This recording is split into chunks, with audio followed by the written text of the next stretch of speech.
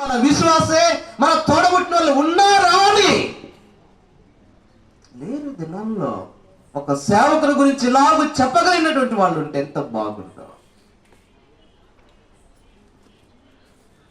లేదండి, ఆ చిన్నది ఒక దాసిగా వచ్చి ఆ ఇంట్లో యజమానాలు చెప్తుంది, షోమ్రోన్లో ప్రవక్త ఎలీషా ఉన్నాడండి, అక్కడికి వెళితే నా యజమానుడు బాగుపడతాడు.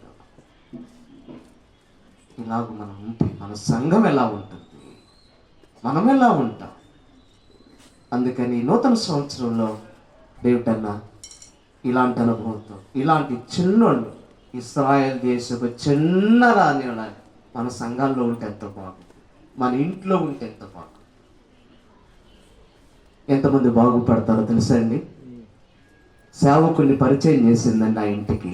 ఎవరండి? చిన్నది. ఈరోజు ఉన్నారా చెప్పండి? ఆ ప్రవక్తను పరిచయం చేసేటువంటి అలాంటి వాళ్ళు ఉంటే ఎంత బాగుంటారు.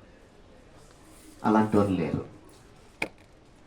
నేను జ్ఞాపకం చేస్తున్నాను, అలాంటి వాళ్ళు కావాలి.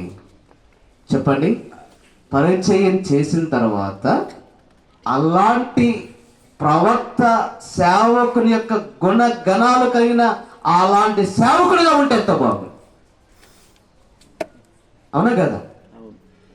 పరిచయం చేసేటువంటి చిన్నదాని లాంటి వాళ్ళు ఉండాలి. ఒకటి చెప్పండి, అలాంటి సేవకుని లక్షణాలు కలిగిన ఆత్మీయమైన చెప్పండి మాట ఇస్తే ఆ మాట నెరవేర్చుకునేటువంటి ఆ సేవకులు ఉంటే ఎంత బాగుంటుంది. అలాంటి బాధ్యులు ఉంటే ఎంత బాగుంటుంది. ఇప్పుడు ఆయన చెప్పాడు, అవన్నీ సర్దుకొని వెళ్ళిన తర్వాత చెప్పాడు ఆయనకు. తర్వాత చూశాడు, వెళ్ళి యోర్దానులో మునుగానంటే కొంచెం ఆయన కోపం వచ్చింది. సైన్యాధిపతి కదా, మాకు నదులు లేవా అనుకున్నాడు. పనివాడు చెప్పాడు, దాసు